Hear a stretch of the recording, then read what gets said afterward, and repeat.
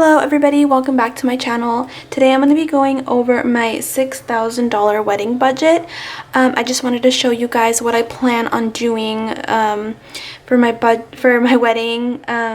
It's going to be coming up in March. So I would just want to show you guys what I plan on doing and how I plan on distributing my $6,000 budget. The first thing that I wanted to give you guys was a couple tips to think about when you are planning your wedding. So the first tip or advice that I would give is to create a vision. And what I mean by that is, make a mood board on Pinterest or even print pictures out of how you would like your wedding to look like and prioritize what you genuinely want in your wedding, because then you're able to kind of see what you need to spend money on. So like, for example, I don't really plan on spending money on a guest book because I feel like I'm just going to be putting it away and I won't be looking back at it. So I feel like something like that's not as memorable or not as important to me as maybe somebody else might be. So, I'm just going to not use a guest book in my wedding because that's not something I'm going to look back on. So, things of that nature, and also the style. So what I want to do is boho style for my wedding. So a lot of the stuff that I'm getting is going to probably be from the thrift store, or I'm going to be DIYing a lot of things. So also think about that. Number two, I think is really important that I want everyone to actually consider, because this is going to be probably the most important thing from your budget, and I would say it's the guest list. So think about how many people you want at the wedding, because the more people you have, obviously the more money you're going to be spending. For example, I'm only going to be having about 50 people wedding. It's going to be fairly small compared to other ones that I've been to. It's been upwards to 200 people. So think about, again, like I said, what you prioritize. So like a guest list, let's say this is going to be mostly like my really close friends and my family, and same with my fiance. So, and I think that's enough for me to have a good time and for them to have a good time. And I don't want to be inviting people that I haven't talked to in a long time, or that I don't feel like are as significant in my life now as they probably were 10 years ago. So also keep that in mind when it comes to planning your wedding, is think about who you want there, and don't feel bad if someone, tries to be like, oh, why aren't you inviting me? And you'd be like, hey, you know what, it was a small wedding, if you want to do a small one. Either way, you're not going to invite every single person that you've ever met in your life, so that's going to be another, I would say, a really important factor. And then the next thing you want to do is your budget. So how much money are you going to be spending on your budget? I don't, and I wouldn't recommend someone taking out credit cards and doing all that stuff in order for them to have a wedding, because you don't want to be going into your wedding with debt, and or you don't want to be going into your marriage with debt. So I would, do a budget, think about how much money you want to be spending on this wedding, and then adjust accordingly as you're planning things and you're thinking about what's your priority, and things of that nature. So that's what I would say. So create a vision and then do your guest list. And obviously for the guest list, you can always change it up as time's going, depending on when your wedding is. If you're doing it like a year in advance, you totally have time to like cut people, add people, and do all that sort. And same thing with budgeting. You can also save a little bit more money or cut back on some things the more time you spend on this. So that's what I would say. So let's just start off. The first thing that I would say is the reception / so let me just put wedding budget here.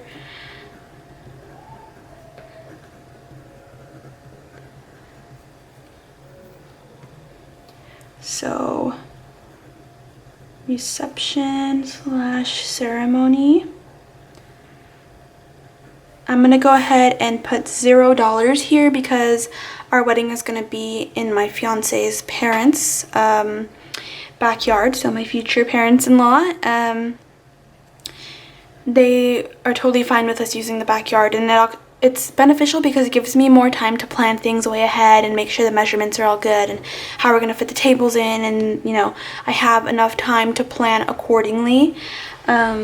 So yeah, $0. And I would suggest, if you're having a small wedding, to have it in someone's backyard, like your friend, a family member, just because it's it won't cost you anything. So the next thing I'm going to put on here is photography. So we're going to be having a photographer, and we plan on only spending $1,200.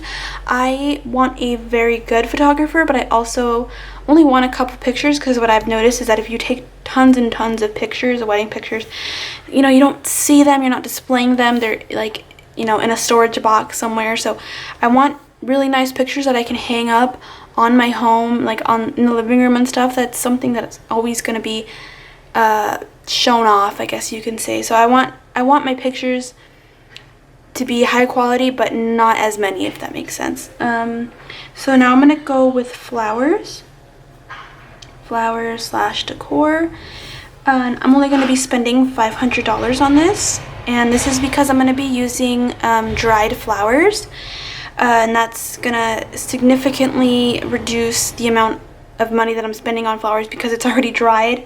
I'm doing a lot of DIYs and like kind of picking some natural flowers off from fields and stuff. So I'm gonna try and keep this like super low in decor. I'm gonna be DIYing a lot of things too. So if you're interested in seeing something like that, go ahead and just let me know, and I'm totally down to try it out. Now I'm gonna go with food. So because we're only gonna be having like 50 people at our wedding max, I'm gonna put the food budget at $800. So this includes everything in terms of the appetizers and the entrees and all that good stuff. So I think this is gonna be plenty. We'll see though, because for me, what I want to do is I want to have them have a really nice meal. That's something that's one of my priorities. So you know, this may change. We'll see. But I think for right now, 800 is a pretty good price.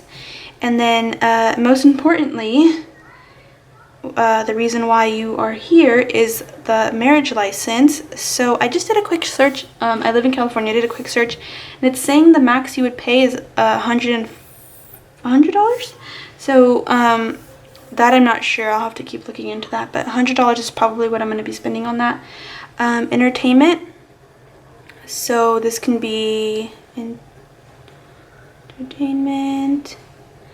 I'm gonna put entertainment as $0. My fiance's uncle is actually a DJ, so he said that he would do our wedding for us for free, which I'm so grateful for. I really appreciate any help I can get, and I would tell you guys too that if someone offers to help, please take it, because as much as you want to do everything by yourself, like it's a little bit too much. So definitely if someone asks to help, like, hey, I can help you decorate, I can do this, like take them up on the offer.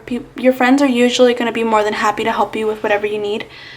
So yeah, so next I'm going to do rentals. And rentals, I'm planning on doing about $600. I don't need that much tables or chairs because it's only 50 people, so I feel like that's I'm not going to be spending that much. I might be renting out some of the decor items too, because I just don't want to be creating that much waste.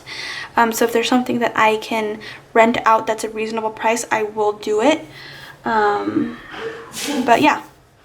And then invitations.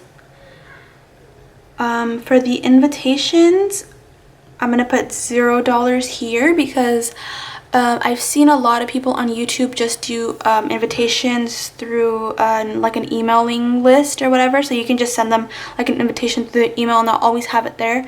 What I realized, if you do paper invitations, like people don't save it. It's not something that people keep on their, sometimes some people keep them on their refrigerator, but a lot of the times, like if somebody invites me somewhere, like I don't really keep their invitations, as sad as that may sound, but that's definitely something that I wouldn't want to spend money on because it's just throwing away money. People aren't going to save it. It's not something that's of value to them. So I would rather just send them an email and then they can always look back at it and try to find it if they would like. And if they would like to print it out, they can do that too. But on my side, I think it's better to just send them an email, a cute little like invitation email. So yeah, so that's why I'm going to spend $0 on that. And it's going to save you a lot of money because I feel like they're pretty expensive, like probably $100 just for invitations that are just going to be thrown away. I just feel like if you do it through an email service, I feel like it would be totally fine. It gets the message across. So next I'm going to do the day of coordinator. I'm actually, one of my friends decided, well, her and I talked and she said that she can definitely help me out with something like this. She's a very good planner. I trust her very much. She said she would do it for free, but I'm gonna pay her $500 for that day. Hopefully she's not watching because it'll be her gift. So yeah, day of coordinator. It's basically someone that's gonna be in charge of what goes on in the day during the day of the wedding, so you're not like stressing out making sure people eat on time and the cake's cut on time and this, that, and the other. So she's the one that's gonna be in charge of that. The next thing I'm gonna do is officiant. And we also got lucky on this one because Adam, my fiance, knows someone that is an officiant and had offered to do it for us for free. So that's going to be another $0 for us. And again, please take advantage of people that are willing to offer their services. Like, take advantage of it because it adds up extremely quickly. Same thing with the wedding cake. Oops. That's going to be another $0 because I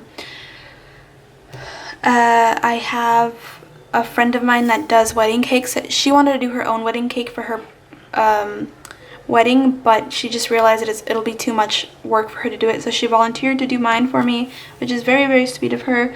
So I'm gonna keep it at 0 for now. And then for alcohol, I plan on doing a couple of like wines and like specialty beers, maybe like some White Claw for the wedding. I feel like that would be enough for people to like get a good buzz in but not be like belligerently drunk. Alcohol, I would say, yeah, it just depends on like what you like. If you want a bartender, like for all means go for it, but I feel like, if someone has beer and like, if I went to a wedding that just offered wine, like I'd be fine with it. So I think that's what I'm going to do with mine. I'm going to put $0 for this because my mother-in-law, my future mother-in-law, offered to pay for all of the alcohol. She has a subscription to one of the wineries in her town, so she gets alcohol and stuff at a very discounted price. So she said that she'll go ahead and pay for that, which is super, super sweet of her. And now the next thing I'm going to be doing is bridal party gifts. Whoop. And that's gonna be $500. I just want to give them like a little bit of my gratitude for them for helping me out with everything, and because they've honestly been very good help so far, so I want to give them a token of gratitude the day of the wedding. So again, hopefully they're not watching because then they'll know what's coming. So next is attire. I genuinely splurged on attire only because I found a dress that I really, really loved and I already have it. And what we're gonna do with my fiance, he's gonna be just renting out a tux. So for this one, it's a little bit pricey. It's gonna be $1,400. My dress was like $1,200 something, and then he's gonna be renting out a suit. So that's enough. But again, like if you want to get something super cheap, I would recommend like lulus.com, Amazon. There's a bunch of sites that you can, check up online. You can also look up YouTube videos of people, trying on like less expensive dresses. But for me, the one I chose, like I really, really loved it. So there was no way I wasn't gonna get it. So and then the last thing I'm gonna put here is miscellaneous. So things come up, you need to, you need to buy lights or something, or something comes up the day of, and you want to make sure you have a buffer zone for things like that just come up that you don't even think of. So I'm gonna go ahead and put $400 here, and it's important to have something like this. You just never know what's gonna happen, and you want to have a buffer zone in order for you to be able to be comfortable the day before and things like that. You want to make sure that, I don't know how to explain it. You want to make sure that you just have that buffer zone. That's all I have to say. You just have to make sure you have that buffer zone in case anything happens, this, that, and the other. Anything can happen, so just make sure you have some sort of buffer zone in case you accidentally go over one of the budget items, this, that. So yeah, so altogether this is going to be $6,000. So if you guys have any questions about what my budget and things like that, go ahead and comment down below. I'm going to try to respond to everyone's comment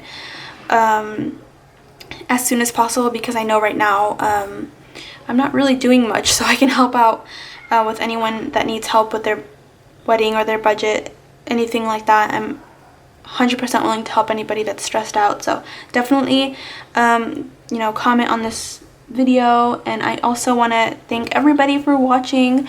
I really appreciate it, and I'm hoping that I can show you guys some DIYs, you know, and actually go through my budget, do an updated budget once everything is done, once the wedding's done. I want to show you guys what exactly I spent, but for right now, $6,000 is the budget for this wedding.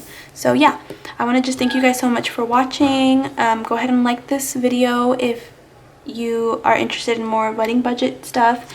If you like budgeting in general, go ahead and subscribe to this channel, because a lot of it's going to be finances and budgeting and saving money and being frugal and things of that nature. So go ahead and subscribe if you're interested in anything like that. But yes, thank you so much for watching this video, and I hope you guys have a wonderful day, and congratulations if you are getting married. But yeah, goodbye.